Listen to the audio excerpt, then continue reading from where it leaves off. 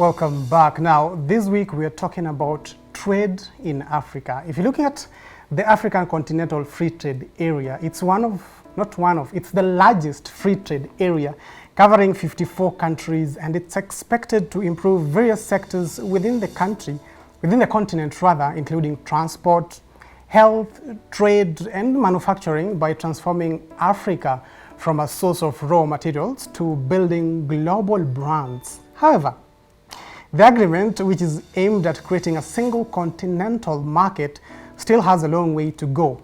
Now, we are joined by the CEO of Regal Africa Consulting Group and an international trade and investment expert on trade. We're going to be talking about this. Now, my first question: why is the Africa Continental Free Trade Area something that people are now talking about? I want to start off by saying thank you for giving me this opportunity to talk about something I'm very passionate about, which is trade. Yes. And that is because trade and investments is the only way we're going to create wealth on this continent and ensure there's Africa economic development. Now, of course, with the Africa Continental Free Trade Agreement, the buzz is because it became operational in 2020, right? January 1st, 2020. And that was just before COVID, right? And people... once COVID happened, people realized that, you know what, things are different. We're in a new normal. And because we're in a new normal, we need to think differently. And to tell you the truth, Africa has been speaking as one. People are interested. People are realizing, you know what, if we're not able to import things from China, we still need to do business here. So this is why it's very important for us to talk about these things right now. The opportunity of 1.3 billion citizens in Africa who are not talking to each other before, who are not trading with each other. And now we're realizing we can do it and we can create wealth for ourselves. So it's a good time to be in Africa. Okay. Yes. Now, if you look at East Africa or Central Africa or North Africa or South Africa, what are some of the economic impact or benefits that are likely to come out of this kind of agreement? Everybody wins, right? So if you look at East Africa, we produce certain things that other African countries don't, right? So if you think about us in East Africa, we're really big on tea, we're really big on coffee, we're big on flowers, avocado.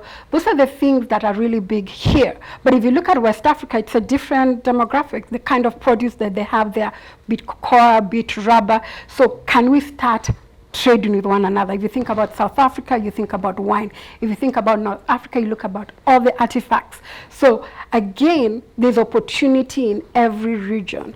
In fact, what I've been talking to a lot of people and saying, even before you start thinking about doing trade with the US or, you know, with Europe or Brazil, start looking at the regional economic bloc that you're in. So for us here in Kenya, we're part of the East Africa community, which has about 180 million people. DRC is soon coming in. Will be almost about 300 million people in one economic bloc where there's free movement of goods and services. I mean, if it's done the right way, right? So start there. Start with East Africa, right? It's very easy for me to go in and do trade with Uganda and Tanzania. Start there. Then as you build from East Africa, then you move on to the rest of Africa and to the rest of the world. Opportunities are endless. Okay, you're talking about opportunities, and it's interesting if you look at what has been happening between Kenya and Uganda at the border specifically, and you are now saying that it's a continental agreement. Yes. So if Kenya and Uganda are having issues, right, and they're not really fixed, so is this continental version of it going to work? I believe so. I believe it will work if there's political goodwill. So who are the right leaders? Who are we choosing as the leaders who are now saying, are we one great East Africa? Are we one great Africa? There has to be political goodwill. And then now the businesses have to come together. So for me, I work a lot with the East African business community, the East African Business Council. Why? Because for me, when I started Regal Africa, I didn't look at it as a Kenyan brand. It was an African brand. And I started with East Africa. So now we have to start making sure that there's political goodwill, the business community wants to partner and do business together, and that way everybody wins. But it's not easy. Well, it's not easy. It's not easy, but it can be done. But it can be done. Okay. If you look at the European Union, right, and now Africa is also saying, okay, I need my part of the cake, Yeah. and we need to do this. And looking at now diaspora agreements, Yes. do you think there is a situation where the East Africa will say, okay, fine, the European Union rather will say, okay, fine, instead of doing business or having agreements with Kenya, let's look at the whole continent to ensure that this particular agreement not only impacts just a particular country, but also the rest of Africa? That's already happening, right? So let me just explain that to you. So for example, right now I think, so there was an agreement, it was an economic partnership agreement between East Africa and the European Union. And it's been negotiated. It was only Tanzania which had refused to sign, right? These are the issues that we'll be having. But now, because of the able leadership of the president right there, they have agreed to be part of that economic partnership agreement.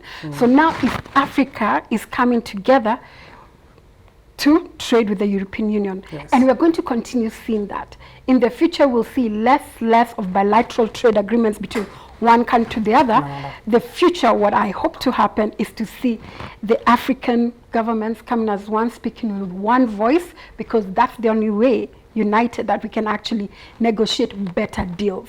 So last year, the last couple of years, you've been seeing Kenya negotiating with the US, trying to do a bilateral trade agreement, but people have been saying, no, we need to come as Africa, to negotiate with the US. But that's the future. It has started and it will continue, but the future, and if African countries are going to thrive, they have to speak with one voice. Okay. So that's what I've been championing too. All right. Now you're talking about the future. Let's look at something that is happening right now. Okay. Digital transformation. Yeah. Despite COVID, in as much as COVID contributed to some extent at the level at which digital platforms transformed, in terms of now payments, what are the opportunities for, let's say, those who are involved, the investors who are in technology? Let's just say I'm a big proponent of digital transformation. I mean, I've been running my business since 2015. Everything was digital. In fact, at the Africa Trade Conference, which I just convened, we had a whole day where we talked about digital trade. We even had a virtual trade expo, something that people don't even do, right? And the reason I'm saying that is because we recognize COVID made it possible for more people to see the benefit of doing digital trade, but it wasn't the beginning. The future is bright for digital trade, especially, I will say, for the women in Africa, for the youth in Africa. Technology is second nature. It's also very easy to start any business. For example, in the trade conference, we highlighted a company called Anzili. It's in Kenya, right?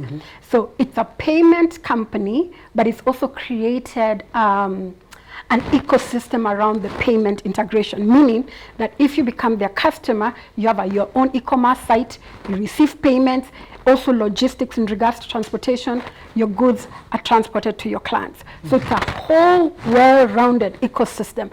And this is being created by Kenyans, by Africans. So we are recognizing that payments are very big in this case in regards to making sure digital trade happens. The question that we have, or the issue that we have, is that the transaction costs are very high. True. But then we see more players in the fintech space, then the cost will go down because there'll be competition. Okay. Yeah. Now, in any agreement, Yes. in terms of implementations, there are usually problems. From your perspective, what do you think are the problems that are facing the complete implementation of this particular agreement? Political goodwill, bureaucracy, and time. So at our conference, the Honorable David Osiani, who is the CAS in the Ministry of Trade, he was our keynote speaker. And he mentioned that even though Kenya ratified the FCFTA in 2018, we're still doing the national strategy in order for how we're going to engage in it. So again, the way government runs, it's very slow, right? But wherever there's political goodwill, it will happen. So we've seen it happen in Kenya. We've seen it happen in various countries who are saying, we want to do business continentally. And so as long as we see more and more countries like that doing that, then it's going to happen. Okay. Because the business community is going to push the government that's to make it happen. Yes, that's from the government perspective, Yes. right? But now if you look at investors. Yes. What are some of the things that probably might deter them from benefiting fully from this kind of agreement? From my perspective, there is no downside. Why do I say that? Investors look at where they can make money, right? So the investors that I work with are all the same. Where do I get a good return on investments? When we're looking at this implementation of the AFCFTA and also digital trade, what we are getting is trade data. The reason investors don't invest in Africa is because there's no information. Where do they get reliable information for them to make the right financial decisions? There's none. No. But then now that we're doing things digitally, there's data around markets, there's data around payments, there's data around how things are working. And as long as an investor is able to make sense of the data, they're going to invest. Okay. Yeah. Now, we've seen companies like Equity Bank conducting some of the events, like the last time they took Kenyan investors to the DRC, right? Yes. Do we need more companies to do such an event, or is it a matter of with time we will know what is in that particular country? We need more of that, right? So Regal Africa, we've been championing about more trade missions, more trade engagements, information. That's why we did the Africa Trade Conference. That's why we put out the Africa Trade Report, so that people get this information. It was very timely for Equity Bank to take its clients to DRC. Yes. Why? Because DRC will be joining us as the East Africa community. So it makes sense that if I am in Kenya and I want to trade with DRC, and also remember DRC has Equity Bank has presence in DRC. It's also going to be easy for me to be able to do what? To get funding. But now I have to understand the DRC market. What does the DRC market need? And that's why these trade missions are very important, because business is about trust. Business is about relationships. You can't do business unless you know the person. So we tell people, travel in Africa. In fact, the Africa Trade Conference, what we've been telling people is every year you'll be coming to Kenya. And then once you come to Kenya for the conference, you can go to the rest of Africa. Okay. Yeah. Now, you are a trade expert, right? Yeah. International trade expert. Now, for an investor who's wondering, okay, fine, what should I then invest in now that there is a big opportunity in terms of markets? Yes. As Kenyans, you mentioned tea and generally the agricultural sector. But what other sectors are there opportunities, big opportunities, that will enable Kenyans to get into it and get some good returns afterwards? The opportunities are endless, and there are many opportunities in different industries, but I'll talk about three because we highlighted them in the conference. The big one is agribusiness, for sure. And when we're talking about agribusiness, it's not only the production, it's the value addition. It's the value addition, so we need to make sure manufacturing is there.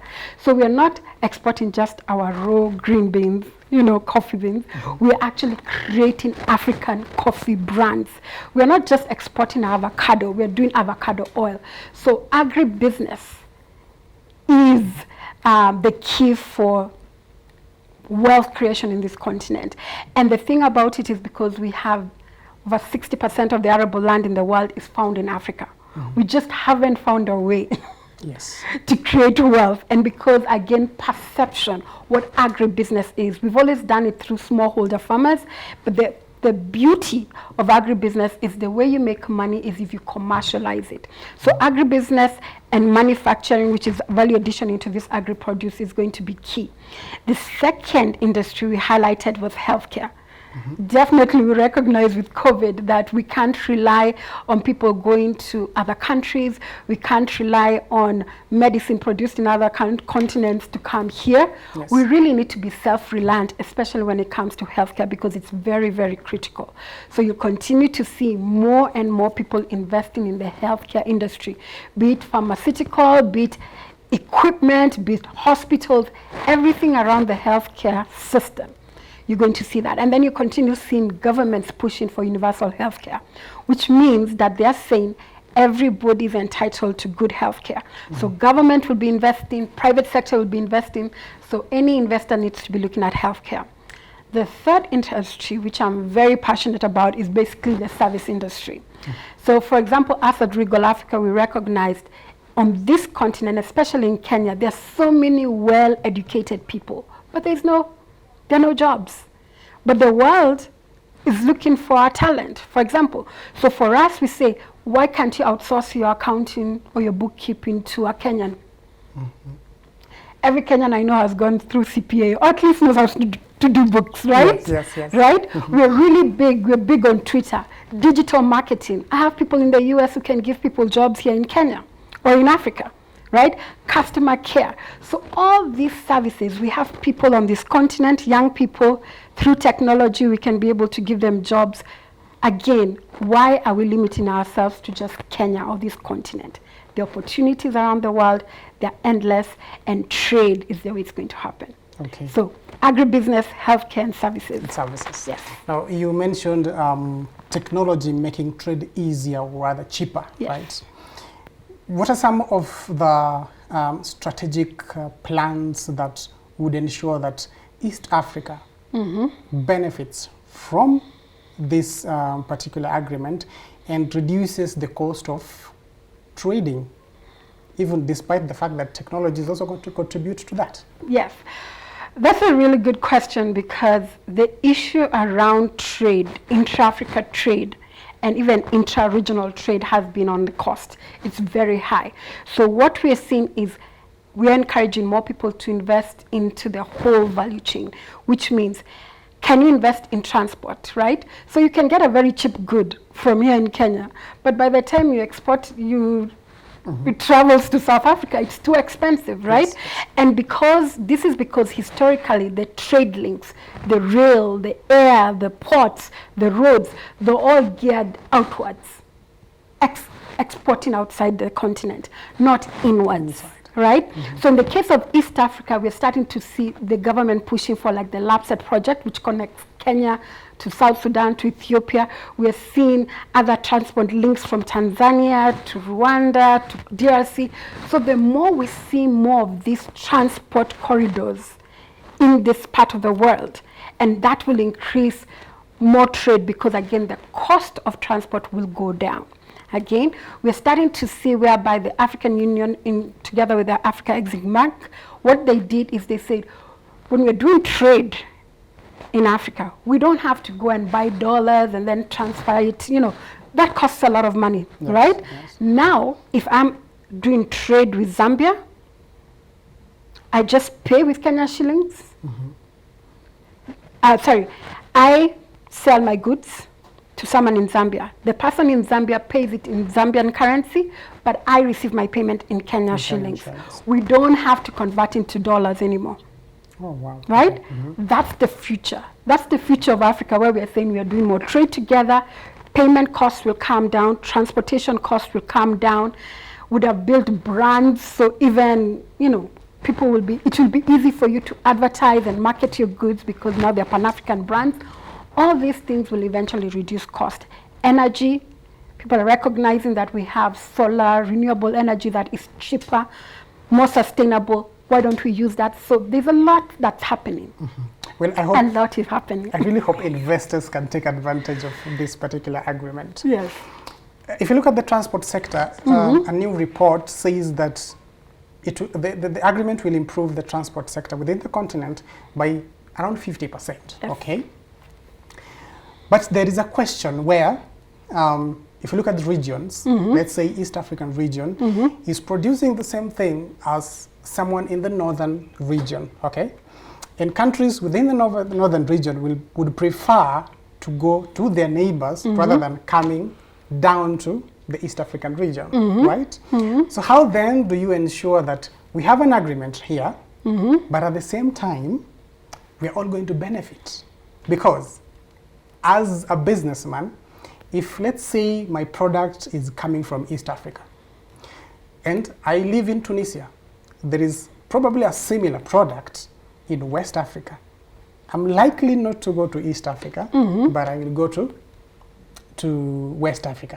So what's going to happen to ensure that these products from East Africa also benefit from this particular agreement? They will. And I tell you why, because if you look at the map of Africa and if you map it out, what Tunisia produces is not what Kenya produces, right? What Kenya produces is not what Nigeria produces. We are very unique in what we produce. That is how trade will happen. That's how trade will happen.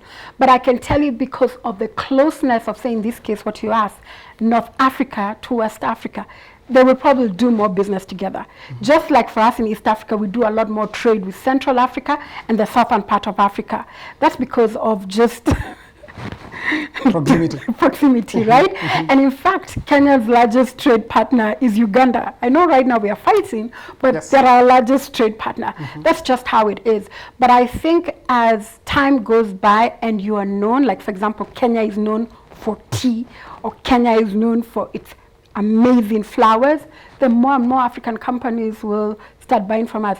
You'll be very surprised. I speak to my friends in West Africa and they don't even know Kenya produces tea.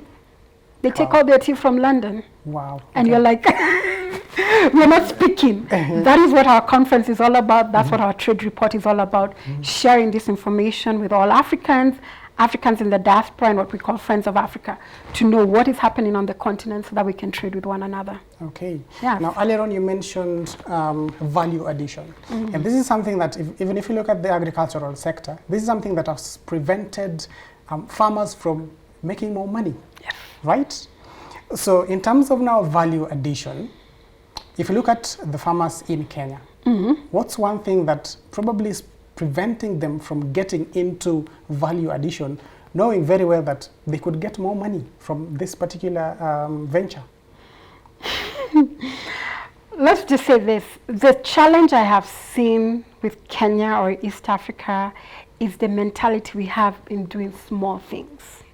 Wow. Okay. Everyone wants to do the same thing, right? So we have a lot of cottage industry, but you can't do that. We need scalable businesses. That is why we need to commercialize the production. We have to commercialize the value addition. People need to come together collectively, because if I decide to come and do a factory on my own, it's very capital intensive. I might not have all the ability. So I will not be as competitive as someone else in another part of the world, right? That is our problem. We like doing small things, and small things are expensive. Wow, okay. Now, my last question, in terms of now projections. Okay. From within the country, the region, the continent, and globally, how do you see Kenya performing, let's say in 5 years now that there is a new government coming in? It depends on who is the new government. Are they pro-business?